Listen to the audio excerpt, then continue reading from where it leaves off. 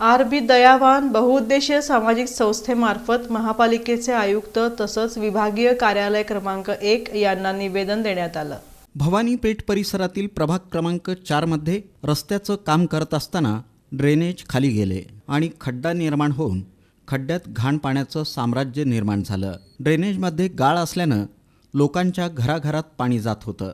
सामान्य नागरिकांना आणि वयोवृद्ध लोकांना रस्त्यावरून येताना जाताना त्रास होत होता। हे पाहून आर.बी. दयावान बहुउद्देशीय सामाजिक संस्थेमार्फत पालिका आयुक्त पी. शिवशंकर आणि विभागीय कार्यालय क्रमांक 1 यांना निवेदन देण्यात आलं।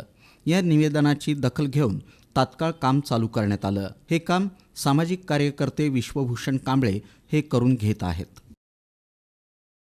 आणि ते असं जे खाली गेलेले जे चेंबर आहेत त्यामधनं गाड्या जात होते आणि स्पीड जास्त असल्यामुळे ॲक्सिडेंट होऊन काही लोकांचे हातापायाला दुखापती झालेले आहेत। जे वयोवृद्ध लोक आहेत त्यांना हातापायाला लागल्या ते त्यांनी 15-15 दिवस सिव्हिल हॉस्पिटलमध्ये ॲडमिट होते।